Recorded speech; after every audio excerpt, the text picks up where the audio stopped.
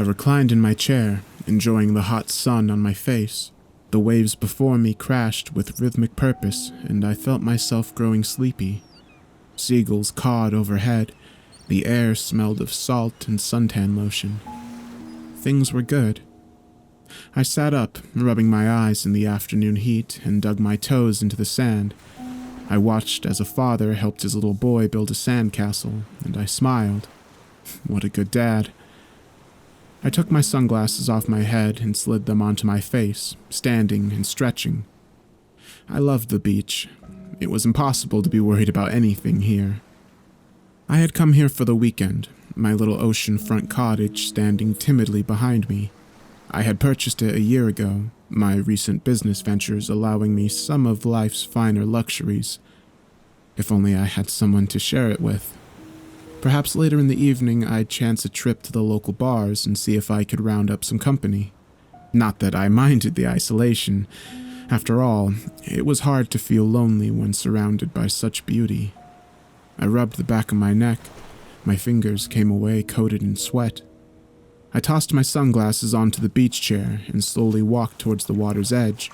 Frothing residue lapped at my feet, followed by the dying reach of a small wave. I laughed. It felt amazing. Smiling, I charged the rolling mass of sparkling ocean. As the water splashed around my waist, I took a deep breath and dove under. I came up gasping, wiping my eyes, skin glistening in the sunlight. I waved to a group of girls who were body surfing to my left and dove under again. The green water peaked and sloshed around me as I swam further out, enjoying the exercise. I felt the sleepiness drain from my body as my muscles heated. I flipped over onto my back and continued to stroke out to sea, closing my eyes against the brilliance of the burning sun. Eventually, I slowed my backstroke and floated on the surface, letting the tide rock me in its arms. My ears filled and emptied with water, and I listened to both worlds, the one above and the one below. The ocean had always filled me with a sense of wonderment. We were one, but separate, two sides of the same coin. After some time, I lifted my head from the water and shook clinging diamonds out of my hair. I blinked against the salt stinging my eyes and realized that I was a lot further out than I thought. The shore was a deceptive stretch of cool brown sand that remained an uncomfortable distance away. I realized I couldn't touch the bottom.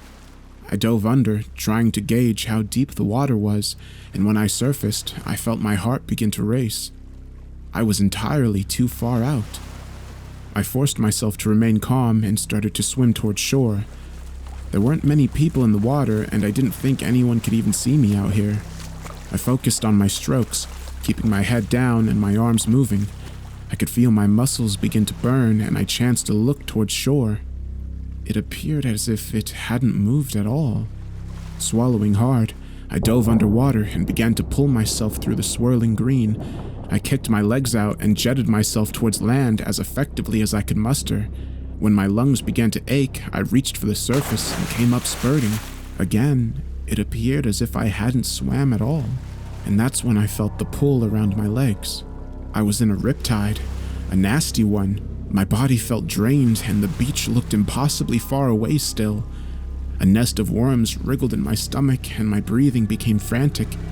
I tried to fight off the panic, but it was like trying to stop an avalanche. I frantically tried to recall what I was supposed to do in a situation like this. I didn't want to scream for help for fear of tiring myself out to the point of exhaustion. Weren't you supposed to swim parallel to the shore or something?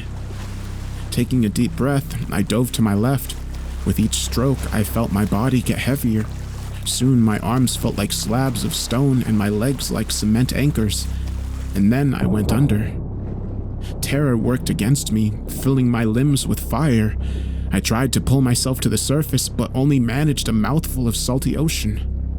I gagged and spun underwater, my lungs pounding against my chest, my heart beat a desperate cry in my ears.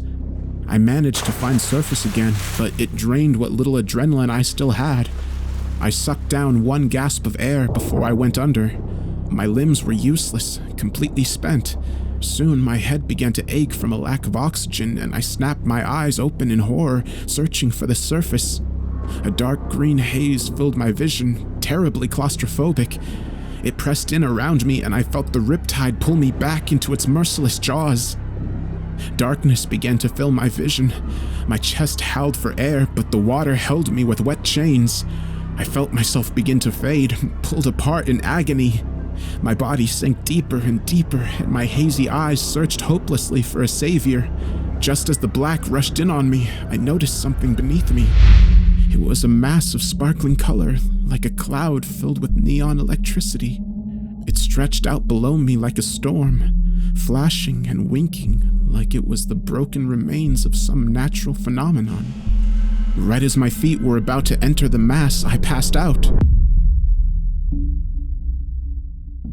Something cold on my face, moving darkness, a voice. I focused on the voice, pulling my subconscious towards it with all my willpower. The black began to fade. Light, color. The world swam in an explosion of blurry motion, and then I blinked. I sat up, gasping, eyes popping open. Sweat poured from my face, and I scrubbed it from my eyes. Where was I? What happened? I looked around and saw I was in some kind of hut. Hey, take it easy. It's okay. I spun around towards the voice behind me. My heart clawed up my throat, and I stumbled off the cot I'd been resting on, horror ripping across my mind. A naked man sat before me, but he was mutated. The skin beneath his eyes dropped down his cheeks, exposing angry red muscle that oozed with clear slime. His nose hung from his face, dangling like the trunk of an elephant. He was bald, and the top of his head was slit open. I watched in terrified disgust as a second tongue extended from the opening and licked moisture across his scalp. Drool dripped down around his ears in thick trails. What the fuck? What's going on? Where am I? I screamed, backing myself into a corner, wood and straw poking at me from the wall. The man stood up, his nose swaying like a piece of melted taffy. It's all right. It's okay. You're safe. You've made it. You're here. I stared up at him with wide eyes. What are you? Where am I? The man put aside a wet cloth he had been using to wipe my face.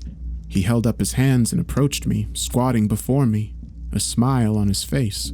I am Lovell. I was the one that found you on the beach. I'm so happy you're here. We've been praying for this moment for... His eyes rolled in wonderment. Oh, we've prayed for so long. I held up my hands, stopping him, grimacing as the second tongue slurped across his head. The drool leaked down into his face and dripped slowly across his exposed muscle beneath his eyes. You need to tell me what's going on, I said, trying to collect myself. The last thing I remember was drowning. I got caught in a riptide and something weird in the water. The man, Lovell, smiled. I can't even imagine what you're going through right now. But the important thing is that you are here. You've passed through the red cloud. You've done what none have done before. It's not much, a mere pinprick in its mass. But you can show us how to do it. You can show us how to get through. I was shaking my head slowly, mouth open. Stop. Wait. Please, I have no idea what you're talking about. I don't know anything about this. I was just taking a swim in the ocean and got pulled under by a riptide. My mind was spinning with confusion. What the hell was this person talking about? Red cloud, tearing a hole through it? I wasn't following, and the constant twist of unease in my gut wasn't helping. Lovell nodded understandingly. It's only natural you're a little scrambled. I can't fathom what the red cloud did to you as you passed. The suffering you must have endured. It really is a testament to who you are, what you've come here to do. I licked my lips, head aching as I tried to comprehend what was going on, who I am. To my horror, Lovell reached out and stroked my face. Why, you're an angel, come to save us. You're here to show us the way to heaven. You've broken the barrier, passed through the red cloud, and now you will lead us back with you. I blinked, confusion blasting through my mind like a cannonball. I tried to sort my thoughts, tried to piece together what had happened to me. Everything felt wrong. Everything felt different.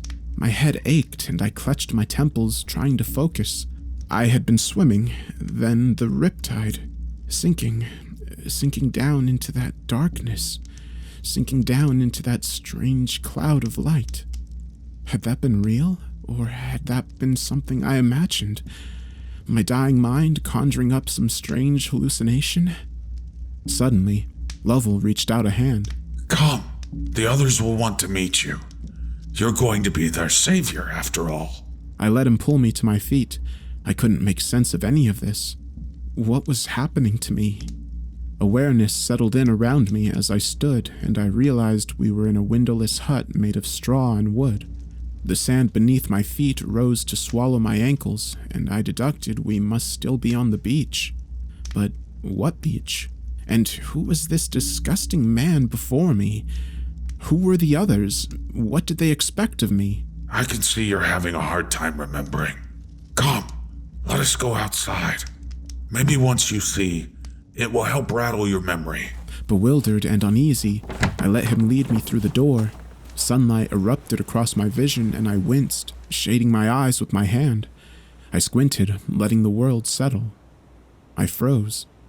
Lovell stopped before me and turned, his second tongue rolling across his bald head. He smiled. Behold your flock, he said, spreading his arms. I was standing on a sand dune above a beach filled with people who looked just like Lovell. They were all looking at me with awe in their eyes, 1,000 naked bodies, all with drooping noses and slits in their heads. Tongues rolled in and out of their skulls, creating a constant squirting sound that echoed across the expanse of sand. Slowly, they all got down on their knees and bowed their heads in silence. What the hell is going on? I muttered in shock, eyes growing wide, heart thundering in my chest. And that's when I saw something in the sky, past the congregation, hanging over the ocean. It was a long black chain that extended from the heavens, 200 or 300 feet from shore. At the end of the chain was the motionless, charred body of a man, but he was huge, at least 9 or 10 feet tall. The chain was wrapped around his neck, and his dark, crusted head rested on his shoulders in complete stillness. My eyes traced the chain up the length of the sky, and it disappeared through the clouds. Where am I? I whispered, my stomach squirming as new fear surged in my gut. Lovell stepped towards me. You're here, with us. Don't you remember? We've prayed for you to come, begged God to send an angel to lead us to him. And now, you have. You've emerged from the red cloud, broken through its dark walls, and come to lead us to heaven. No, I whispered. No, that's not true. I don't know anything about this place. I'm not an angel. I'm just a person. Lovell pointed at my face. You're wrong. Don't you know how beautiful you look? Your skin, your eyes, your hair. He placed his hand over his naked chest. When I found you on the beach, I almost fainted. You're the most beautiful angel we could have dreamed for. You're perfect. I swallowed hard, backing up. Stop talking like that. I'm not an angel. I'm just a normal fucking person. Lovell frowned. Please, don't speak like that. You've just been affected by the red cloud. It will fade. You will remember who you are. I pointed towards the massive, charred man in the sky. If I'm an angel, then who is that? Lovell turned, and I could see him visibly tense. That's the hanged man. He is what you've come to deliver us from. I shook my head. What is he? He watches over the red cloud beneath the water. He is our warden, our oppressor, He is our gatekeeper. If anyone tries to break through, he will stop them. Lovell looked at me and his sagging eyes grew dark. He is the shadow of God, the darkness that grew behind the light of the Lord. He is evil incarnate. This was all too much. I couldn't digest it, couldn't wrap my mind around this bizarre ataxia. I just wanted to get out of here, get away from this nightmare and go back to my beach house. The strange mass of people kneeling before me, the red cloud, the hanged man. I could feel madness approaching, all constructs of reason and understanding crumbling before me. Please, I croaked. Please, I just want to go home. I don't belong here. This isn't right. Please. Suddenly, I saw hardness enter Lovell's eyes. You need to stop talking like that. You came here to save us. You came here to lead us through the red cloud to heaven. You're going to take us back with you. We've waited and prayed for this day for an eternity. You can't turn your back on us. You're the only one who's managed to make it through, to make it past the hanged man. You have to show us the way. No! I cried, suddenly overcome with a wave of dizziness. No, I'm not the one you've been praying for. But please! I put my hand to my head, the heat from the sun splitting my mind in two. I blinked and began to see patches of darkness. I stumbled backwards, blinking sluggishly. I'm not your angel. I blacked out. I awoke in a rush of heat. My face felt damp and my mind swirled between worlds. My eyes snapped open and I immediately sat up. Sweat dripped off my nose and my throat was dry and parched. I pulled a hand across my eyes and blinked. Lovell was sitting beside me, his long nose hanging from his face like an infected skin tag, his second tongue slowly coating his scalp with saliva. As I raised my eyes, I saw there were others in the hut. They stood by the door, watching me, their eyes oozing clear slime that dripped down their drooping cheeks. Hot today, isn't it? Lovell said from his place by my cot. Are you feeling okay? You fainted on us. I shifted on my bedding and warily eyed my guests by the door. They seemed to be in awe. My stomach turned as I watched drool leak down their skin, across their naked bodies. The tongues squirming from their heads looked like bloated worms, and I tasted bile on my tongue. They want to hear you speak, Lovell said quietly, placing a hand on my thigh. They want to know what to do. I jerked away from his touch and shook my head. I told you, I'm not an angel. I don't know what this place is or how I got here. I can't help you. I'm sorry. As I spoke, Lovell's eyes grew hard. He reached out and grasped my thigh again, his grip now firm and commanding. He spoke with cold authority. It's time you fulfilled your duty. We don't want to hear any more excuses. Show us how to get past the hanged man. Show us how to get to heaven. He stood and motioned for me to do the same. Come, let's go outside. I rose with him, not sure what else to do. We walked towards the door and the others stepped aside to let us pass, bowing their heads slightly. No matter what I said, it seemed they were stuck on the idea that I was some kind of angel. We went outside and I stopped dead in my tracks. The congregation was lying down on the beach, hands at their sides, like rows and rows of forgotten corpses. When they saw me emerge from the hut, they stirred to life, crawling to their knees where they remained, hands on their naked thighs. They were waiting. Behind them, over the water, the hanged man remained motionless, his body static at the end of the long chain. Come, you must speak to them, Lovell said at my side, placing a hand on my shoulder. No, I whispered, feeling uneasy. No, you don't understand. I can't help you people. Lovell's grip turned to iron, pushing me forward towards the dunes. Come, it's time you showed us the way. I stumbled forward, my bare feet burning in the sand. The sun blazed down from a cloudless sky, and I saw thousands of eyes follow me as I walked along the dunes. Hopeful, desperate eyes. I watched them below me, the beach alive with movement as their tongues slithered across their bald heads, cooling them from the sun's burning light. I looked past them, towards the hanged man, squinting to catch any sign of movement. He remained immobile, his huge, charred body dangling helplessly from the chain. His eyes remained shut and his chest still. As far as I could tell, he was dead. Maybe there was something to that. Maybe that was the answer to my problem. These people, how long had it been since they attempted to pass through this red cloud? How long had it been since this hanged man had last stirred? I continued to be led across the dunes, sweat pouring from my face. I felt like I was suffocating, my throat a dry strip of sandpaper.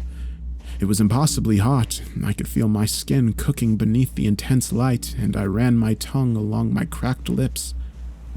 What did Lovell expect me to say to these people? As the burning sand danced between my toes, I was struck with a thought. When am I going to wake up? I almost laughed, but the sudden humor died in my dehydrated mouth. I looked behind me at Lovell and the little party following us. They looked excited. They looked hopeful. It made me sick. I had no plan, no idea what was happening to me. I had grown an army of followers who thought I was some kind of savior. I was trapped in a nightmare and I didn't see any way out.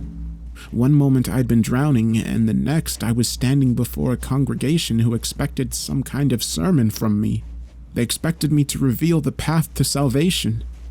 What could I say that would make them understand? What could I do to show them I wasn't an angel? This is good, Lovell said suddenly, squeezing my shoulder. We were standing at the peak of a large dune, a platform to spread my voice to the waiting subjects below. I felt my stomach shudder as I looked out on the thousands of people on their knees looking up at me and the ever-present hanged man, dead and silent over the ocean. I shot a look over my shoulder at Lovell, swallowing hard. What do you want me to say? I gasped. Lovell spread his hands. Anything you want. Tell us how you got here. Tell us how to follow you back to heaven. Tell us how to get by the hanged man. My back was slick with sweat, and I wiped a coat of it off my forehead. Turning back to the audience below me, my heart was thundering in my chest and my breath blew sour across my tongue. What should I say? How would I get them to understand? Questions rolled across my mind to the point of madness. I fumbled for words to say, but they died on my tongue. I could feel myself growing scared and then frustrated.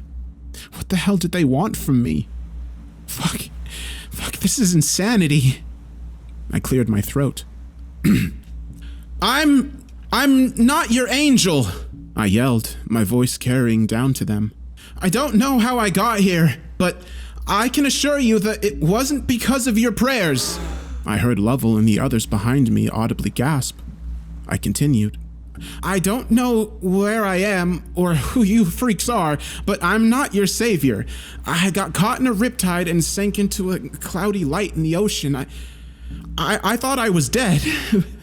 Maybe I am dead. I heard Lovell growl something from behind me, but I ignored it.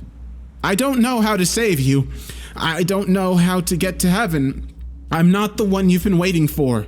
I pointed across the ocean. And that thing, your almighty hanged man, he looks dead, and here you are, cowering on the beach, trembling in fear. You want to make something of yourselves? You want to transcend to a better life? Well, stop being such fucking cowards and do it. I was shaking, my fists clenched by my sides, sweat dripping from the tip of my nose. I was angry. A sudden surge brought on by the sand and heat, the continuous insistence that I was some angel sent here to deliver them. Lovell reached out to grab me, but I shook him off, pointing towards the water. Stop waiting for a miracle and fucking do it yourselves! I'm not your goddamn angel! I was suddenly pulled down by strong hands and I fell to the ground. Sand was kicked into my face as a chorus of angry voices loomed over me. My arms were pinned to the ground and I lashed out, furious and scared, losing myself in the waking nightmare. A foot plowed into my stomach and my will to fight left me along with most of my breath. I lay, gasping, blinking against the sun.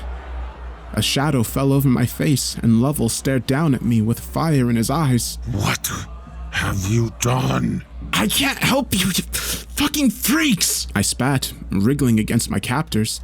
It didn't do much good. Lovell shook his head at me and then stared into the eyes of the others. They nodded to him, a silent conversation passing through the air above me. Get off me! I growled. Let me go! Lovell leaned down and placed his lips to my ear. If you won't help us, then we'll find another use for you. I stopped struggling and turned to look into his eyes. What the hell are you talking about? Lovell licked his lips. If you won't show us mercy, perhaps the hanged man will. Perhaps an offering will change his mind. Perhaps an angel is the price we must pay to cross to the other side. Let go of me! I roared, chest heaving. You're all insane! You don't know what you're talking about! Lovell raised a hand to the others. Get the boat. It's time we float to eternity, my brothers. A cry of joy went up, followed by an even louder exclamation from below us on the beach.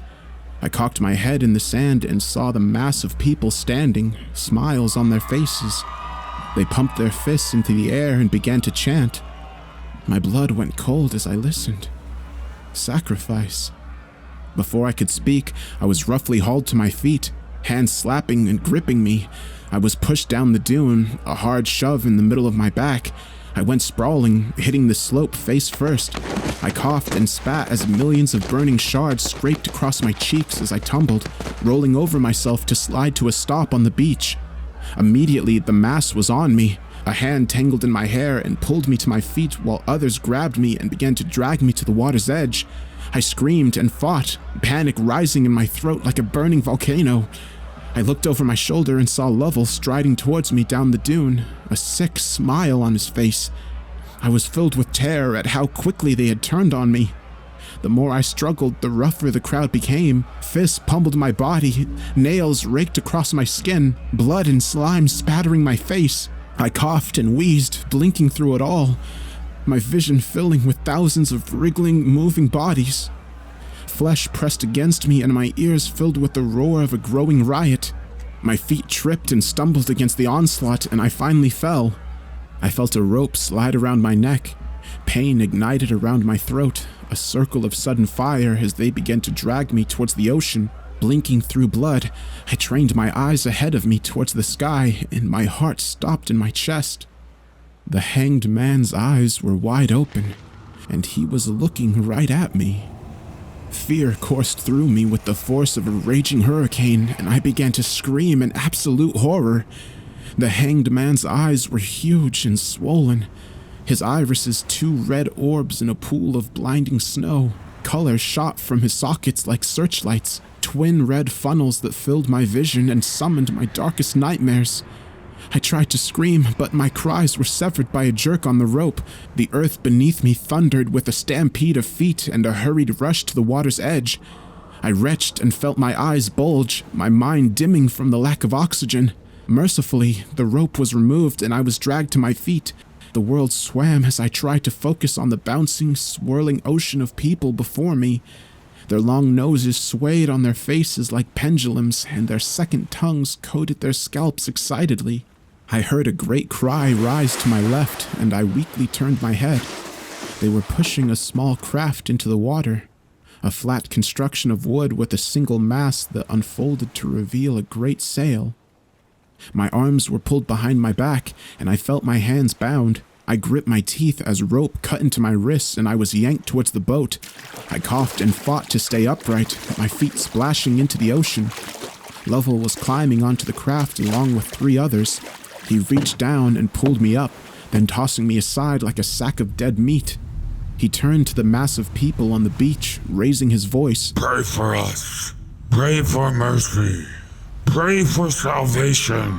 A roar went up at our backs as we were pushed out to sea. Water splashed over the crudely constructed frame, and I gagged as the sea salt rushed up my nose. I was pulled into a sitting position and shoved against the mast. My bangs dripped into my eyes as I looked out into the sky. The hanged man had raised his head from his shoulders and was watching us approach. The red light that shot from his eyes blinded me, and I turned away, spots dancing across my vision. Horror and fear filled me, and my battered, shaken body offered no comfort. "It didn't have to be like this," Lovell said behind me as he dug an oar into the ocean. The other three followed his example, their dripping faces watching me. "Fuck you! You've all lost your minds!" The water sloshed across the wooden planks as we continued to draw closer and closer to the hanged man, his massive body dangling from its heavenly chain like bait on a hook. He was waiting for us, hovering above the surface of the sea, his eyes never leaving us.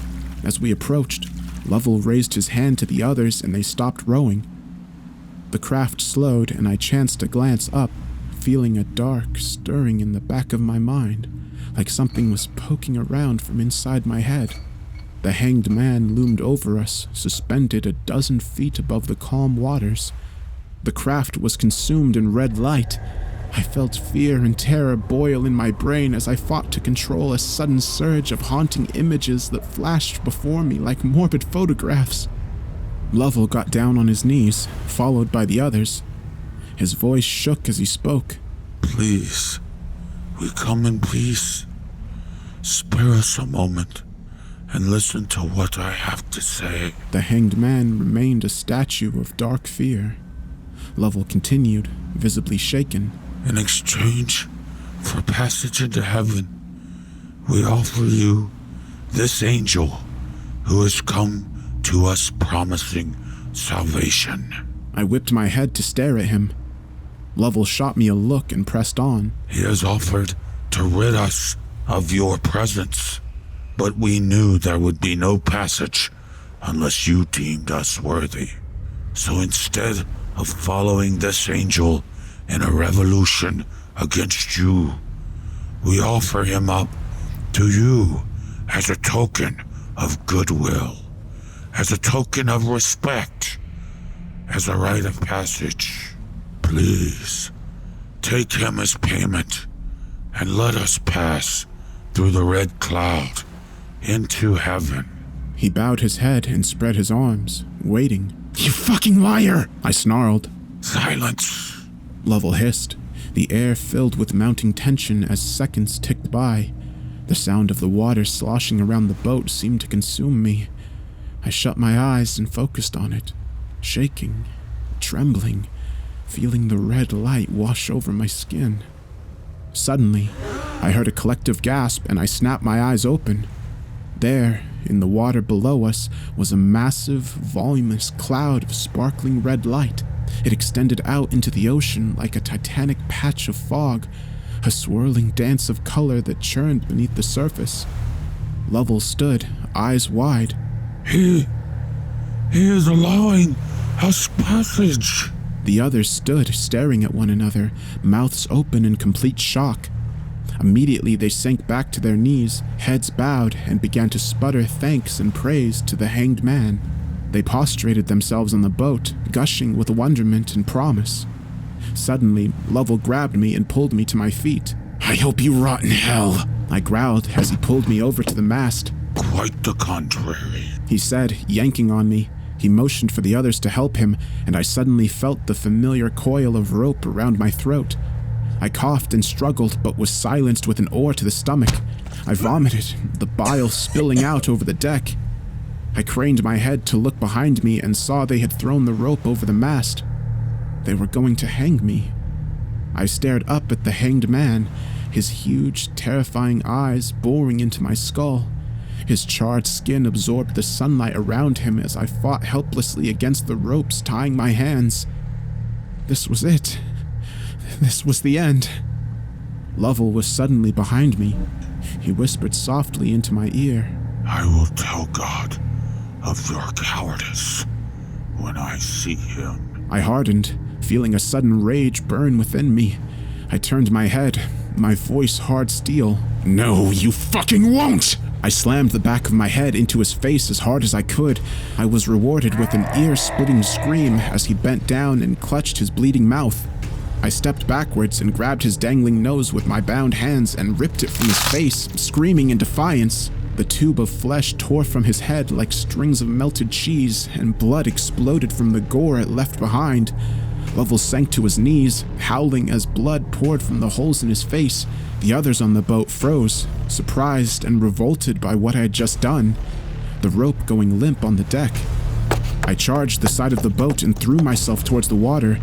As I flew through the air, seconds before I splashed into the ocean, I watched in horror as the hanged man dropped from the sky like an anchor releasing. I hit the water and immediately went under, my vision obscured by the murky depths. I wriggled like a dolphin, trying to free my hands, but it was hopeless. I trained my burning eyes to the red cloud beneath me. Frantically, I wriggled towards it, feeling my lungs hammer into my chest. Suddenly, the water illuminated with red light. I whipped my head to my left, bubbles exploding from my mouth, and my eyes widened in terror.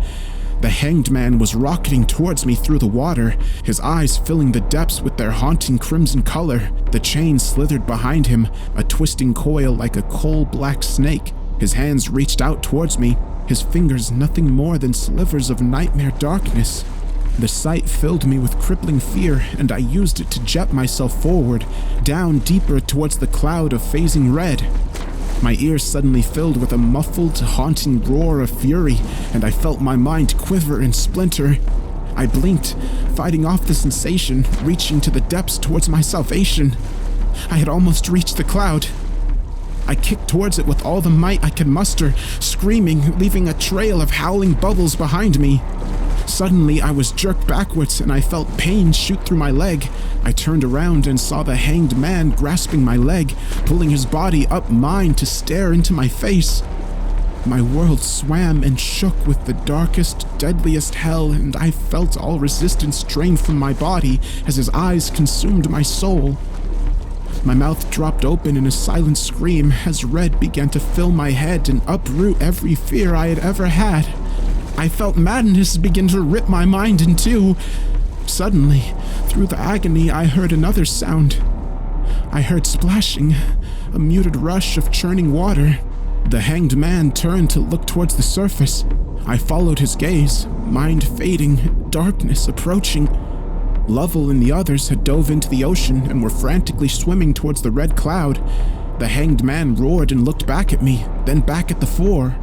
Snarling, he released me and my mind shimmered and then refocused, the red leaving my fractured brain in a rush of heat.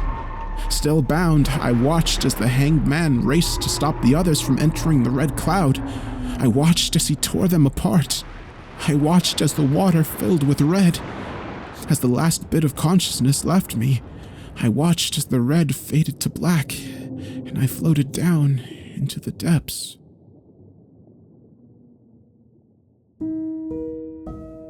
I don't really remember what happened after that. I don't remember the in-between, not even the darkness. There was just nothing. The next thing I remember was getting CPR on the beach. It was the father who had been building a sandcastle with his son. I sputtered back to life, screaming and vomiting up gouts of salt water. I lay there on the beach, weeping as an ambulance was called. I was rushed off to the hospital and cared for, questioned, and given some much-needed rest. I've never really fully recovered from that experience. I'm still not entirely sure what happened or where I went. I don't know if what I went through was even real. It's been over a year now since that incident, and I've come no closer to discovering the answers. Was the red cloud real? Were those people, those creatures real? Or did I experience some fearful hallucination between the reality of the living and the dead? As time passes, I want to discard the horrors I went through as something my mind conjured to stay alive. I want to believe that the nightmare world I went to was just some horrific dream I used to fight off death. But I can't. No matter how much I want to deny that terrible place beneath the Riptide, I just can't. Because, you see, after I was rushed to the hospital, the father who resuscitated me came to visit, and he told me something. He told me that when he found me, my hands were tied.